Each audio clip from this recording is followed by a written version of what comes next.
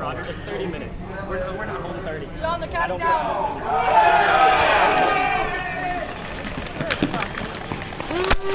Dick. Oh, so close.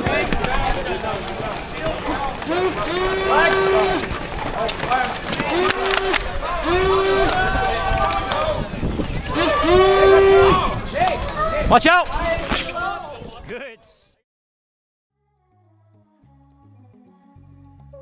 So unfortunately, because I fell asleep for maybe 10 or 11 hours, legitimately, I didn't set an alarm because I didn't plan on falling asleep. And Nick was the only other person who set an alarm in our Airbnb, and he slept through his alarm. So we didn't show up for mission 5, unfortunately, which sucks. Because I heard it was a really fun mission. I will discuss like the objectives, so that way it's like at least documented. So for the story narrative, this whole wards thing that was supposed to work somehow turned our Geotree employee into a new type of zombie. So something was getting a little fishy, right? Like something's not right. So basically, because the whole ward system failed in Mission 4, it was impossible to hold back the jungle from encroaching on the Geotree facility. So they just thought it was best to blow the whole damn thing up and try to escape while they could. But in order to do so, they would need to secure explosives that were hidden around the area. I'm not sure if it was always planned, but the mods decided to remove the bushwhacking mechanic for day 2, and some of the zombies helped clean up some of the flagging tape around campus. So that was really, really nice, I think. I think a lot of people enjoyed the kind of liberty of moving wherever they wanted to. This was another escort mission, but like a proper escort mission this time. Players had to escort a certain mod, which was like a singular mod, all the way down to Belt Quad, where there would be a locker of supplies that they had to physically open. Within it were 8 explosive devices, which looked like dynamite, like TNT. They were like red tubing cut to a certain length, and then were taped together, and then had black pipe cleaners as like a fuse. So it was like a really simple prop, but a very effective one too. So there were 8 explosive devices, each needing to be disabled before we could transfer them back to the student union to use them later in the day. In order to disable that explosive device, a mercenary role would have to do a task to do that, which meant they would have to play a game of perfection. So they had a perfection game there, and every time they did a flawless game of perfection without getting like the little buzzer, it meant that they disabled an explosive device on one of the explosives, and that meant that explosive device can now be transferred back to the student union by another mercenary player. So only the mercenary players could transfer the explosives. It didn't mean that they had to do it alone, so you could have like a whole team following you and protecting you, which is I think what people did. But they basically had like runner teams constantly traversing the explosives during the mission. While that was happening, the rest of the humans created a perimeter to protect that zone from the zombies that were in the area, so that way, they could do their game of perfection and make sure they get it done right. But once they did all 8 games of perfection, and once, individually they moved an explosive at a time to the student union and got all 8 of those done, they could finish the mission. And the consensus here, from what I heard from the human players that completed the task successfully, is they really liked that mission. They thought it was really fun, like kind of moving things back and forth. And it was also a really straightforward mission in terms of like understanding what to do. But zombies are a little bit miffed, I think, due to it really favoring human play. And it caused humans to basically just camp Belt Quad for the entire time and just like pot shot zombies. So I don't think it created like a very fun environment of just like getting constantly tagged over and over. The good news here is the quantity of human players was a lot higher on day 2 than it was at the end of mission 4, which like I think was a worry for a lot of us last night. There was like 30 humans left. So I was like, I'm hoping that people just missed out on mission 4 because of the rain and everything. So luckily that was the case, and things played out a lot more smoothly for day 2. So now we can get into mission 6, the final stand. That was the mission we got back for. We got back around noon. And with Chris just deciding to sit out for the final mission of the day, I was the only human left in our Airbnb, so I decided to team up again with John, Connor, Vader, Ted, and Calvin, who had plenty of firepower. They had like a ton of Mega XL firing blasters and missile firing blasters, so I was like, cool, I will just help as much as I can, and hopefully we can make it through without getting too many of us tagged out. The basic premise at this point for the final mission was just extraction. We'd start at the student union, and we'd head into Killbox and fight through the zombie horde that would be waiting for us there, get up the stairwells, head to the clock tower, and then plant our explosives there on a paint easel that the mods gave us that we could like kind of secure the explosives to. And from there, we'd have to hold the point for 10 minutes while we waited for a, helicopter to pick up the remaining human survivors. and carry us to safety while the facility exploded behind us. It's certainly a cool guy moment. Everybody front. Zombies respawn on the 5. Everybody load in. All of you are at cross. Am I recording? You see red? Yes, sir. All right. 3, 2, 1. Wormy, this one? Yes, keep going. Okay, yeah, because you got that. I'll snipe him, you take care of the special. Sure. Just call him out for me. Oliver, you gotta make sure you stay on my back. Don't let anybody come up on me. Okay? Watch out for volleyball. Spread out just a little bit. Left to right. Boomer in the middle. Are we going right or left? Let's go left. Yeah, let's go to the middle. Let's go left.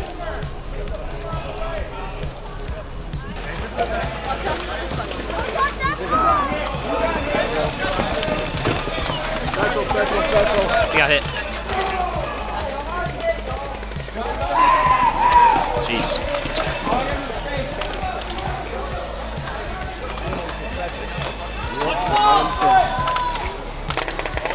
They're up now. Wow. Got shield in front. All the zombies, they're on the boomer. We're gonna have a wave here. Second boomer. Oh, wow. Damn, what a throw. Yeah. Spud, Vader! Vader. Back. Oh, jeez, dude. He is pegging people with that dodgeball. Are we flanking right? No.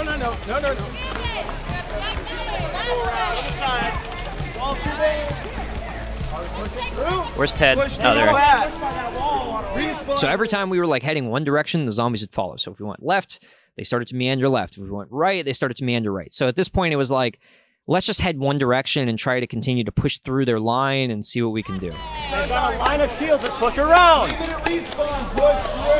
Fine. Michael, we gotta go. Let's go.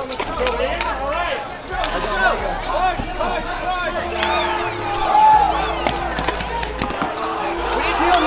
Ted's down. I can't not just like laugh seeing that zombie go like, yay, after like tagging out Ted in that moment. But it did suck because like he had the most firepower on us, and losing him that early was a bummer. The smokers now were like finally being really accurate. There was one thing last year I did mention is that like smokers just weren't very accurate. So now it's 2024 and we got smokers out here throwing like their Doc Gooden on the mound. It was nuts. Unicorn! Watch dodgeball.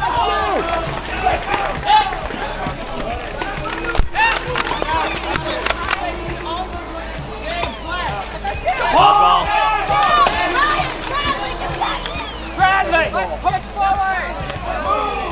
Watch the shield. Got you.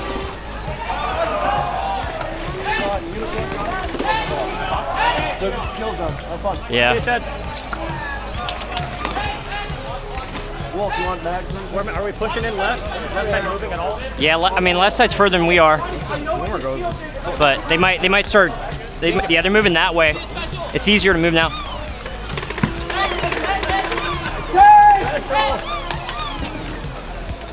I mean, if we push to the wall, we have more cover. Just move forward. I need heavy up front. This is a very hard spot to hold.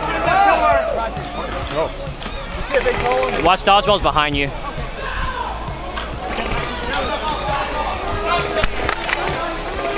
You're down.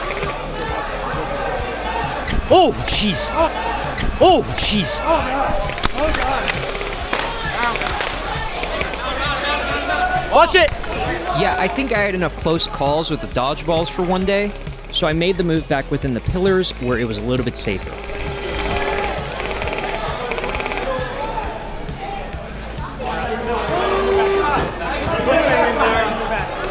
Watch it. Shield. I need to reload. Good shit. I hit you there. You're close. Got you. Got shield right there. I hit you, dude. More shields coming. I'm gonna bring back.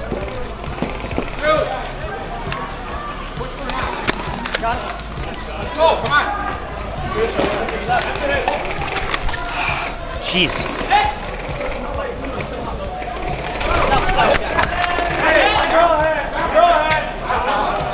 Pool Noodle Zombie, I knew at least got Connor there and eliminated him, which sucked because he had the, I think the Proton Pack, which had a lot of our suppressing fire.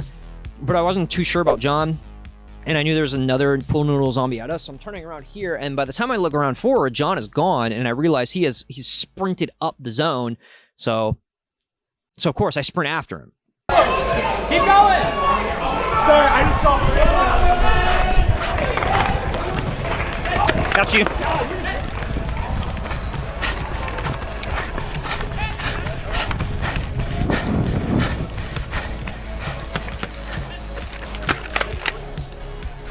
Oh, I'm on the stairs, sorry. Okay, yeah. Lost my hat? We lost Connor. Stairs? It's unbelievable that he made it through that line. I guess there wasn't as many zombies near the back of Killbox as there was kind of like right at the front zone. And because he ran through and the zombies that were there were like looking at him as he's running, they're not watching me as I run past, and they're like, oh, so like I was able to get through, with him. It was nuts. But I have to remark on something. Let's roll the take back a little bit. Keep going! Sorry, I just saw. Got you. Got you. Yeah, he's right. I didn't get him. At least I didn't think I got him. I didn't even hear him say that he got me at the time, but looking back at my footage, I don't really see if a dart made any contact there. HvZ can be one of those games where it's not only about the honor system, but it's also about being cognizant of your gear, where you're firing your gear, who you're firing at, what you're firing at, when you're firing at, so on and so forth. Right here, I was too focused on sprinting ahead, but a point-blank tag at this close range, I certainly got that tag, right? Well, not if my blaster was jammed, and I think that's what happened here. So shooting and calling a tag immediately like that probably isn't the coolest thing to do unless I'm sure I got the tag. It puts the pressure on the zombie to argue that point, especially if they knew they didn't get tagged. And no one really wants to confront someone on something like this, especially if they don't have to. I think it's just mostly muscle memory from my years of playing in the NIC, where calling a tag is such a big part of the play we do there. It's a big part of the meta. But normally when I'm calling tags, it's like 50, 70 feet out and I can physically see the dart leave my barrel and tag an opponent. Whereas this, I just assumed it happened because I was too focused on the objective of getting to the end of the kill box area. Yes, so to the guy who tagged me, I definitely own up to the error on my part. I didn't hear you, so you should have got me tagged out there, I would imagine. I don't think it's a massive deal. Accidents like this happen all the time in HvZ invitationals, but I want my footage to be as good of a reflection on proper behavior at invitationals as I want it to be a good reflection on myself and my character. Calling your tags is arguably one of the biggest facets of our game, and if you see my footage and say, oh, well, Spud just did it, I don't want people to take the wrong impression on that, so I wanted to clear the air on it just to be safe. Again, they should have tagged me out, but the event was going to be over shortly anyway, so I think it's fine. I guess my punishment here is I lost my hat in the sprint, so I guess that's karma. Let's get outside. Hey, dude, it doesn't matter. Sorry about your Tachi. Did you drop it? Yeah. That was such a ballsy move. I saw you running, so I just sprinted. So going back to where we were, I get through the kill box, meet John, who's somehow still alive. I turn around, and Calvin and Vader have also made their way through kill box. So the 4 remaining people on our team are still alive and doing well. And I was incredible because I looked behind us, and the humans where we were when we left are now even further back and are now like closer to the crosswalk where we started mission 6. So in my mind, I'm like, we may be the only people who actually survive this mission at the end, or at least the final 4 left.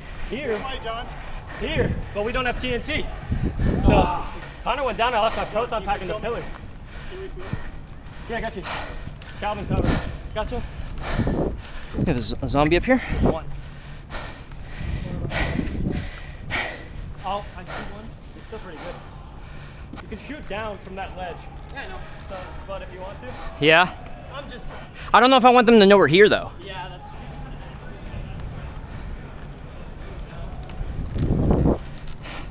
They're starting to meander this way, but there's not a single group that's moved past that point. I know where the TNT is. Was it someone holding the TNT? I don't know if it's a mod or what. I don't Yeah. know who has it. Dude, those dodgeballs were insane. Yeah, dude, they were coming in lost 10 to 1. Yeah. We're gonna think we're all dead. Are we out of play already? Nah. I mean, they're pushed way back. Yeah, they're pushing to the crosswalk pretty much. There's a zombie down there coming up. Now what? Can we shoot on this wall? Yeah, We could shoot from here down if they're coming up the stairs. But they're, I mean, yeah. I mean, we can Be silent about it, because there's only like 2 zombies there.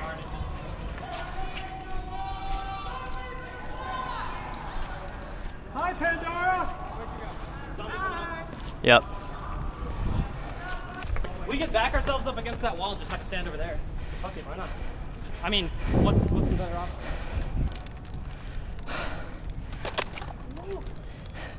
That would be bad. I'm fucking tired, man. Us too. They can come up that way too, right? Are all the humans dead or what? Down there? Maybe you should help. I mean, I was hoping to make a push. This was the final objective one, right? You had to bring equipment with you. Yeah, TNT. We don't know who has it. Yeah, we. Holy shit. Oh well. I mean, they're just kind of chilling now. I didn't know. Come on, guys, you got clear. Well, there's still humans on the other side of the road just kind of camping out. Zombies will come to us. We gotta come to them. Vader, you want to try and save them? Oh, I don't think so. You want to die a hero or live long enough to See yourself become the villain. be the last one to Yeah, die? true. Maybe I can pick up my hat on the way.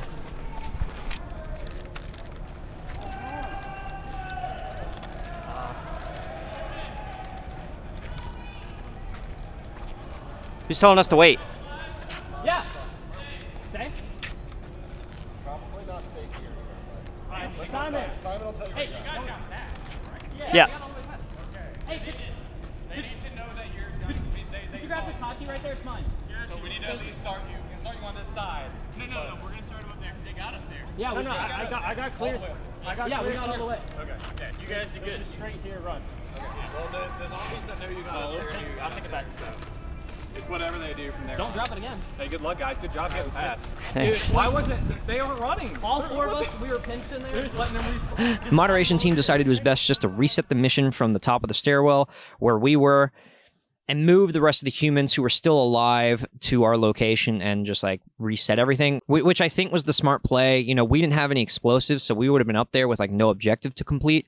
And here's the rest of the humans. If they got tagged out completely there, it would have been like pretty lackluster as like an event. And then the zombies would have been like, okay, shoot, there's still 4 humans up there. Let's just pick them off one by one. So it would have been really anticlimactic. It's better off if we just make things a bigger heightened experience, even if we got to reset. First, where do you guys want this? Right by the wall, no? So it can't be. It has to be a little bit away from the wall, just so we don't want people running into a wall. Yeah. You guys can put it anywhere within like. John, you're alive? I'm gonna put it right here. I can run pretty quick. You do. Oh, by the way, Spur is Wait, Simon, is play on? Play is on. Basic play is on. All right. Well, Hey guys, here you go. hey, we need one person looking at this hallway. Who wants that? You want it? You gonna get it? Because they're going to start swinging around at some point. That is good. I'm starting the timer. How long do you have to hold it? Sure. How long? I'll tell you in a second. I got it. Yeah, we can guard this way. Have you started it yet? I have started. Okay. With that timer started, our 10-minute countdown to extraction was on. My blaster jammed out. You're losing.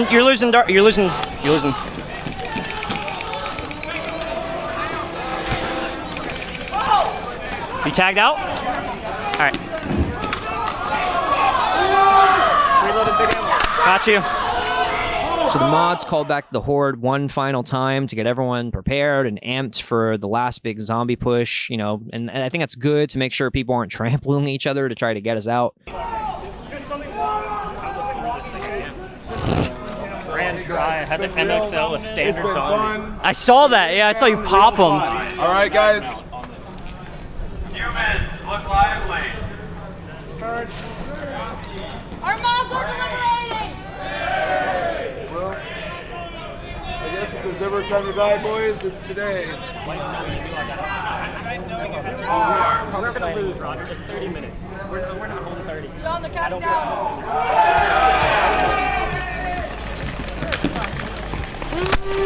Dick!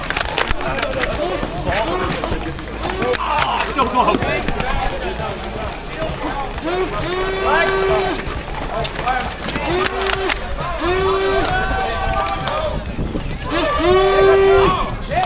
Watch out! Good. Good shit.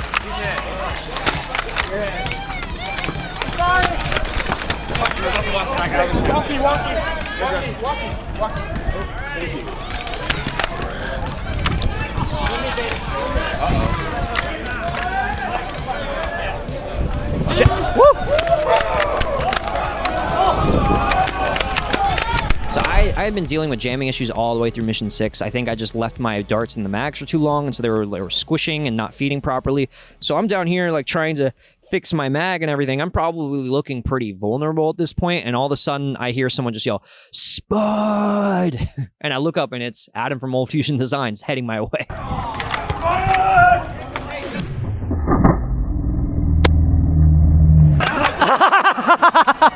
Right in between the cap.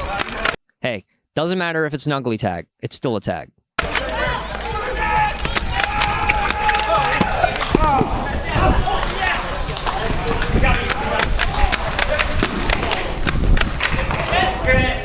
I didn't feel anything from you. Hey, well, you got tagged out anyway. It doesn't matter.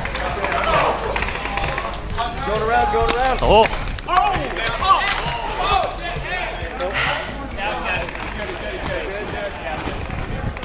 Come on, no way!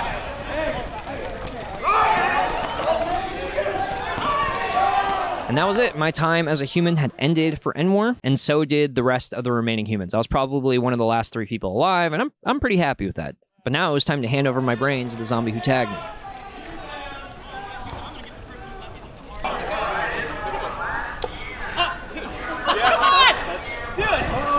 You dead? Yep. Yeah, me too. Dude. Hey, good shit. All right. Zambona, guess what you get? Special right in front of me. The Mega XL didn't fire. Well, thank you. You're welcome. You get my brain. Awesome. I don't have anything to give you. You're not supposed to. You gave me a tag. There you go. There you go. Awesome. From Good job. Germany. Yeah. So if you remember from where we started this whole thing, Zambona and his family sat next to me at the Endwar briefing, who I don't think have been to any invitational since 2022, which was right before his family moved to Germany. They actually had a booth in 2022 selling all their Nerf stuff because he was getting ready to transport his family over there. He was going to be a full-time zombie this year, so we talked a little bit about that. He talked about the map I designed. Nice guy, nice family. We wished each other good luck on our factions before we departed. And now, after all these missions, we were now together again with him getting my final tag. So, talk about poetic.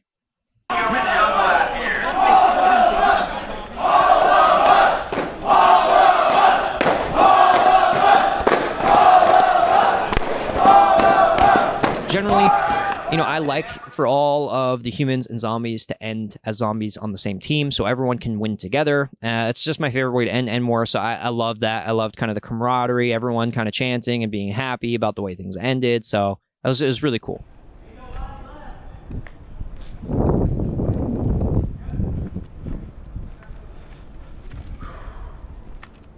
Well, where's my hat?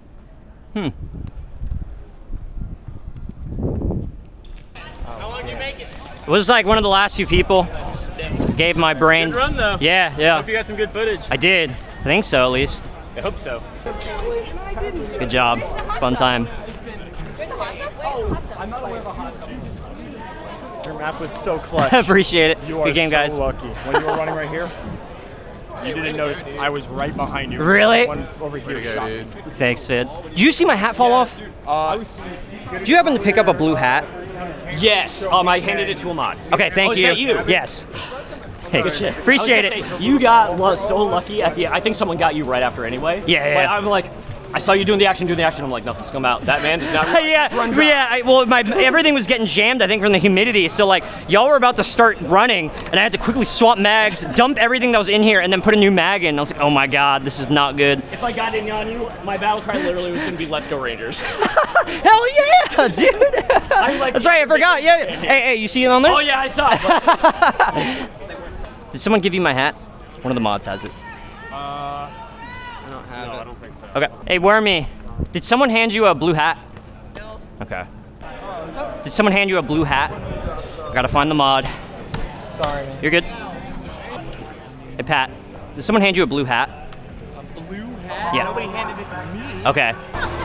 And finally, I found Alana who had my hat, so I was happy to get it back. Yes! The one I should have asked. Someone found it in the chaos, and they're like, it belongs to a guy named Danger, and they didn't tell me any more information. And I was like, I don't know who that is. And he was like, I handed it to a mod, and I was like, if I can just go through every single mod, I'll finally find the right one. Thank you. We found it.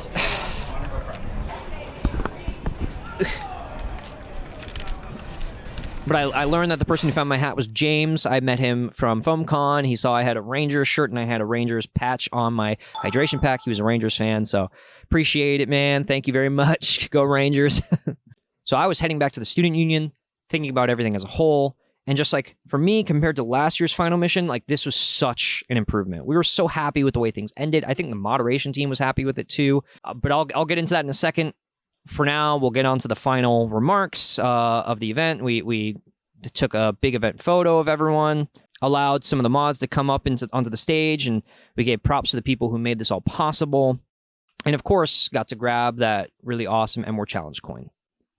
Not medal this year, but I appreciate Wormy going above and beyond trying to get these done because she knew people would want these. So she physically made this with like a metal iron and imprinted this on like 1,000 of these things by a campfire one night. So I appreciate it. At least I can put it with my collection and have it with my other Endwar Challenge coins. I also spent like 20 minutes trying to find this coin in the house, and God, the things I do for these damn videos. During the event, I also signed a lot of the maps that people bought. Tony, who runs the Hampton Roads Blaster Cub, flagged me down pretty early on and had me sign his map with a lot of other signatures. And I saw a lot of people were following suit with that, kind of using the map as a way to get signatures instead of the bandana, which has kind of been like the status quo for a while. I think that'll be a great souvenir for years to come to use that kind of map for HvZ Invitational. So let's keep that going. That's a great idea for the Endwar team to continue. I also wanted to quickly shout out someone, Rue, who came up to me after the event and basically told me like the reason they are at this event at all, and I possibly even like in the hobby, is because they watched my documentary last year and saw that like, hey, I'm pretty close to this area. I should try doing it. It looks fun. That was really touching to me. I was humbled by a lot of the nice things people said to me about my video last year and the content. So yeah, I thank you guys. So here's to hoping that this one lives up to the hype as well. Broadcast Zach, again, someone I mentioned prior, he's a university professor who teaches broadcasting, and he told me like he loved the video and also showcases some of the Dart Jam podcasts to his students, I guess, as examples of different podcasts. So I thought that was just incredibly cool. He was a really nice guy. Him and Kristen were super kind, and I love that they were here this year. Hopefully they can come back and compete again. From there, the remaining people left at the event went out to our original Mission 1 zones and did some bushwhacking with the moderator we had. This was a super easy job because the zombies had done a phenomenal job dart sweeping earlier that day. So hats off to the zombies for that. So from there, the event was over, which, you know, was in the afternoon, which is awesome for a lot of people who had to travel. They could get a jump start on heading home. We decided to go to Cookout for lunch. So that was awesome. That's like a Charlotte HvZ staple to go to their cookout after their events. Then we went to a dinner after at a barbecue spot. Nico was there that we were sitting with. We told a lot of fun stories, just had a good time. So let me do a quick recap of the missions this year. Mission 1 was a great introduction to Endwar, a slow warm-up mission while doubling to get a jump start for the bushwhacking mechanic. Mission 2 is probably the best developed mission design-wise and really well incorporated all the roles we signed ourselves into prior to starting Endwar. Mission 3 presented us with a couple different issues, but it's hard to gauge fully because our puzzle wasn't in the right zone we thought it was, but it likely wouldn't have mattered anyway because we weren't able to reach that zone with the lack of bushwhacking supplies we had. Mission 4, I think, was a little bit too dense in scope, Having to find your group's mod bucket before you move items within other buckets meant you might have to traverse the entirety of campus 3 times to complete the mission if you found your mod last. Much of those zones being impossible to reach anyway due to no supplies and really high zombie count also affected my view of the mission. Mission 5 I can't comment on too strongly, but it seemed like an active, energizing way to start day 2. The location seemed very favorable to humans, and zombies seemed a little less interested in being spawn camped. The actual objective there in Belt Quad seemed like it was the most exciting to do as a full group. Mission 6 was an exciting and strong finish to Endwar. It was much shorter than the rest in length, and much less area to traverse, which I think benefited zombies and human players and created a condensed battle zone with a ton of action. I think Endwar very much redeemed themselves in game design in this year's final mission compared to last year's. The bushwhacking mechanic was very ambitious and required all human groups to really buy in early on, document their work, and share that information to other groups so we could all know the areas that were and weren't bushwhacked by later missions. Unfortunately, there wasn't as much human collaboration on that front, and it left dead zones on campus to very vital mission locations later in the day that would make accessing those points impossible with the lack of supplies we had. Not having enough supplies ultimately is what killed that mechanic. I like the slower way this mechanic worked in requiring multiple people to clear out sections of walking paths and working with your team effectively, but its multi-step process was a bit hard to remember, and we had to relearn those steps early on when we found out we weren't doing bushwhacking correctly. Outside of that, I had a lot of positives for Endwar. The mod team handing out pamphlets to each player with safety information, a QR code for the player handbook, which is something that was also nice to have this year and a welcome inclusion, and the map of campus was a great resource that made everything feel very polished. Same goes for the hydration station I mentioned earlier. Mods being cognizant of the climate and providing proper safety solutions for the heat made the event feel like a legitimized invitational. And even with that being there, mods were physically handing out water all the time to players in high-stress, high-activity areas, and we all appreciated that effort. The Endwar team also had a recruitment page on the Discord for players to sign up as emergency medical personnel, and all of those emergency personnel were made clear during the day. They stood up and raised their hand, said, "Hey, I'm medical personnel. If you see me and need something, let me know." And their pictures and information were on the Discord as well if you needed it.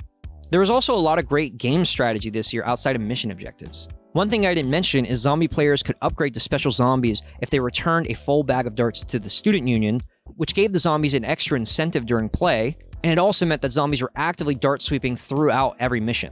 One thing I will say is this created an issue where active special zombies weren't being tracked by the mods. In some cases, especially in missions 3 and 4, there were whole groups of tanks just roaming the field, and they were completely unstoppable. Mods learned about this later on and balanced that by day 2, but it's worth mentioning as far as some issues with our experience.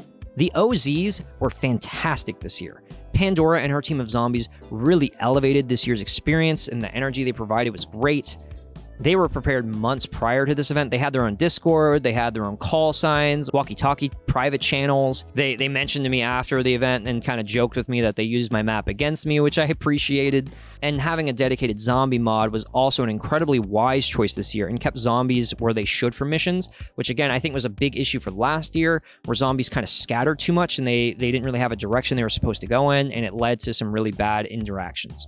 It was nice to see some of the mission objectives completed this year actually impacting the way later missions worked. It's not something that usually happens. Usually you just do the missions and just do it because that's what you're told, but it's cool that if we actively did them correctly, it would help us out later on. Having the large staging area for the humans this year felt so much better for camaraderie. It was nice to have everyone together again, but I also heard that zombies had a worse experience because they were in the same rooms we were in last year, kind of all split up into different rooms, and they didn't hear any of the game narrative that we heard. So we were hearing all the cool story beats and having, the voice acting and everything, and they just were told where to go. So while I think the story isn't really that important for Endwar, they did miss out on that completely. Some other things I think could be improved is I want to see a lot more visuals during mission briefings. As the day progresses, exhaustion does take a toll, and it gets a lot harder to keep up with multiple paragraph mission objectives when it's just read by a mod reading off a sheet through a megaphone. We did get some handouts to look at the zones on the campus map, which were marked, which is a huge plus from last year because we were just told where those locations were, and we needed someone who was an alumni or someone who knew campus to properly label those on a map if anyone had one. But again, no visuals, and we had a huge large-scale map that was properly made for this event that anyone could have used, including the mods. How cool would it have been if during the mission objectives, a mod was on the back wall with everyone looking at them, and they were physically pointing at locations on campus and maybe having little markers they could tape on there and say, this is something important. This on this part of the map is something important. you could with your map be marking that. And then I feel like that would just create a better immersion where it's like, I'm not just having a mod tell me this information, but I'm actively having the role play aspect of the game be incorporated into the mission objective instructional. Almost feeling like you're going on a secret mission and you got someone pointing at the map with a little, pointer telling you where you need to be and all that stuff. So I thought that could have been really fun. It was already something that they had made. Why not use it? Tanks and their variants were something people had a lot of issues remembering which were which and not realizing that tank variants were a thing. Again, this is something they should have known because it was in our player handbook, but a really simple, cheap solution would have just been to have one of each of those hazard vests, tape it to the wall, have something taped above it that just says the name of the ammo that tags that out, and then you're done. That's easy. Everyone knows what that is, and it's a great visual to keep in the staging area. I was cool with the tank variants themselves. I thought that was kind of fun. You have the sock grenade tank, you have the missile tank. You can get those things from Amazon for sure. But the Mega XL tank is an ammo type that's getting increasingly hard to find. I know people were buying it in bulk from Ollie's, which is a bargain outlet that's, gets product that doesn't sell well on store shelves usually. So by next year, it's probably going to be impossible to get Mega XL ammo for an event like this, unless there's any knockoffs that do get produced, which it doesn't seem like that's happening. So I never liked the idea of having something that's specifically used to tag out a specific zombie type with a specific ammo type that's not easily or readily available. So maybe next year, let's not have a specific role for Mega XL. Maybe it's like an additional thing that can also be tagged out by socks or missiles, but, Player agency continues to be the biggest issue that faces Endwar. Last year's Mission 3 created impossible scenarios too easily where swapping around those kickboards became impossible once any group was eliminated. And then in this year's Mission 3, the group or puzzle wasn't in the right area, and both Mission 3 and Mission 4 became impossible tasks once bushwhacking supplies were gone. I know I probably sound like a broken record on this, but it's important to emphasize that it's vital to thoroughly test new mechanics. And I know it was a new mechanic and it was an ambitious one, but that should have been thought out way ahead of time. What if we run out of supplies? What do we do? And that should have been talked through with the team.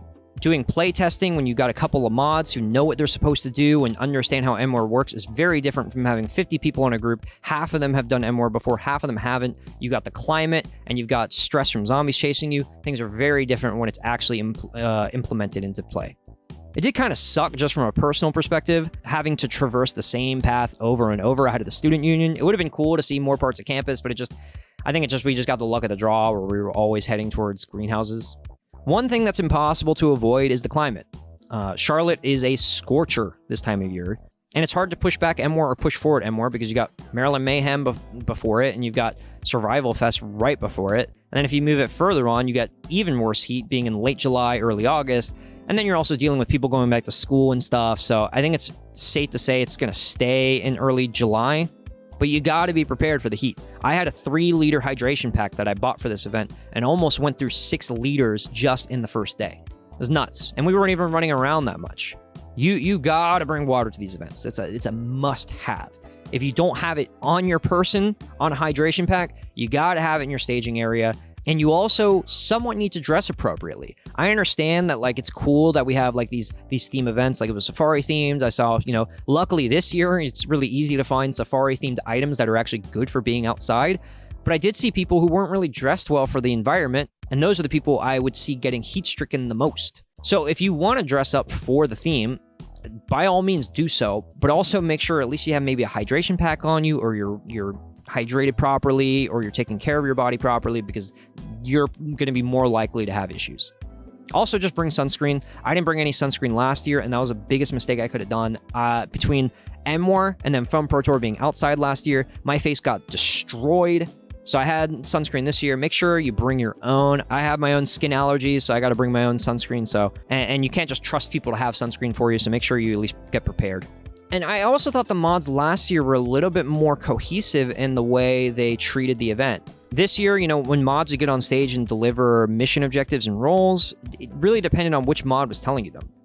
For some missions, the mods were just kind of like, all right, have fun. This is kind of the rules. Make sure you're following them. We won't be too strict about it. And then if another mod came up and said it for another mission, it would be extremely strict. And if you don't follow it, you will be eliminated immediately, and I will not care what happens to you. And it was like, it's kind of hard to keep up. I don't know if I should be serious about this stuff or not. So having a clear, concise voice for this would also really help. So it made it hard to really know what needed to be taken seriously and not seriously as players for the event. I think the only thing I could recommend is talking through your mod team and making sure everyone's on the same page with what to take seriously and what not to take seriously. But overall, I thought the mods did a great job. You know, I understand it's a part of the objective to have mods follow and shadow every group, but it did kind of suck because it was really hard to move around all the time. Maybe with the bushwhacking mechanic gone, it would have been easier to move around with larger group because we didn't have to stay in a single file line. We could kind of bubble around the trails, especially if there was grass around, or we could move into grass zones instead of staying on trails if we wanted to. But because that mechanic happened, and we had to be followed by mods, which meant we had to be in large groups because they only had so many mods and you have hundreds of people. So normally it was like, well, we only got 10 mods. Everyone's got to be grouped up into large groups. And that usually created groups with like 40 people in them, which is not normally how I like to play. I usually like to play with like 15 or so people. Next year, I think let's not limit movement mechanic. I don't think it's going to work if we have to have moderators following us with this many people in a group. But at the end of the day, bear in mind, my critiques are very minor in the grand scheme of things. I do this for the community. I enjoy going to these invitationals because they're fun. I enjoy talking to people I haven't seen all year or from other parts of the country, seeing people in person that I talk to on Discord. It's great to, you know, see them face to face. And generally these days, I'm kind of getting older and it's not really about me going to these events because I want to play them, but it's more about me being an ambassador. I want to be a good role model. I want people to see me and think, oh, like if he's still doing it, I can still do it, right? You know, so for me, it's just about having fun. I'm not trying to say these critiques to make anyone feel bad. I just hope they, you know, maybe can help the event improve for 2025, which I know will continue at Charlotte. So for the COG team, for for Drax team of volunteers, I hope you can take some of this information and apply it in the right ways. It seemed like a lot of my critiques from last year were actually applied pretty well this year, so that's great. So I'm comfortable that as long as it's in Charlotte, it's in good hands. And if you're in the area and looking for a good Nerf HvZ large-scale event to go to that usually puts itself on the cutting edge of game mechanics and design, Endwar is a great place to start. I'll be excited to make another documentary next year, hopefully go out to more invitationals on the East Coast, maybe West Coast, who knows? But if I go to those, I'll try to make another video for you guys to make sure you see it and enjoy it with me.